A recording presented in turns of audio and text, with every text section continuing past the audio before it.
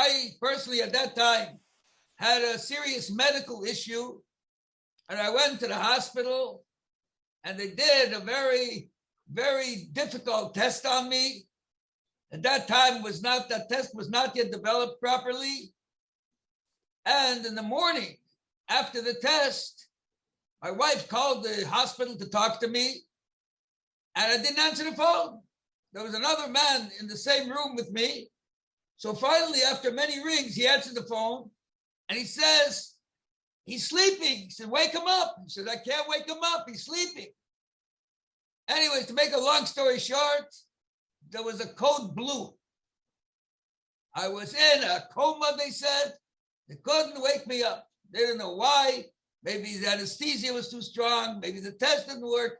They couldn't wake me up. My wife came rushing to the hospital. By the time she came to the hospital, there was a whole team of doctors in the room. They closed it up. It's called the code blue, which is an emergency. They can't come in. Of course, the first thing she did was she ran to the nurse's station and she called 770. Hyson 39250. That was the number we all called. If that was busy, he called 9251. And Rabbi Klein answered the phone. My wife said, I'm in the hospital with Sholom and I can't wake him up. The doctors say he can't wake him up. He said, what number are you at? She tells him the number by the nurse's station. A few minutes later, Rabbi Chalikov calls. Yasin, he wants to speak to me. So my wife says, he's in a coma. I'm in the nurse's station. She says, no, I have a message to him from the Rebbe. I need to speak with him. Anyway, she goes to the room. They won't let her in. She forces herself in. As you know, we Lubavitchers, we do what we have to do. The Rebbe says, Chalikov says he has to speak to me. It means that the Rebbe said he wants to speak to me. Anyway, she comes in, he says, gives her the phone. They connect the phone from the nurse's station to the room. Emergency. My wife says it's an emergency. She picks up the phone, and Rabbi Chalikov is on the line. No, ich kann reden mit Sholom Ber. She says he can't speak. He said, ich darf reden mit Sholom Ber.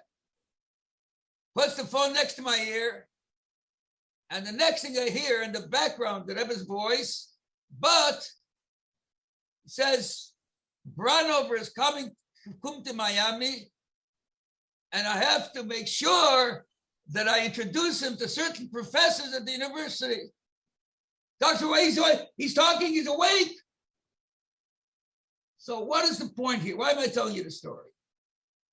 Oh, the doctor said it's crazy, it's a miracle, it just happened, whatever.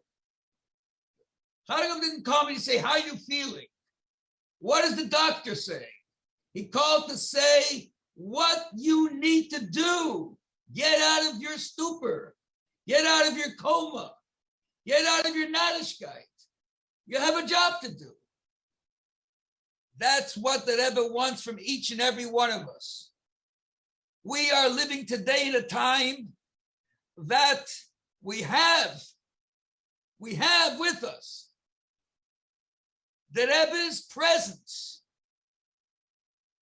on a practical level. Of course, we want to see the Rebbe B'nai Bas. Of course, we want to come to a Fabrengen. Of course, we want to get $1 from the Rebbe. We miss him. And it's painful that we have to deal with these levels, that we have to go to the spiritual side. But practically speaking, the Rebbe is here with each and every one of us. And I can tell you the fact that it's so. I know it in my own life. And I'm sure that half or 3/4 or everybody on this call can tell you the same thing. The Rebbe is with each and every one of us. And he expects us to fulfill the important mission that he said. There's nothing that the Rebbe said that didn't come to pass. And he said that this is the generation of Mashiach, that this is the day, the Shvi, that we're going to see Mashiach and we're going to experience it. It means it's happening.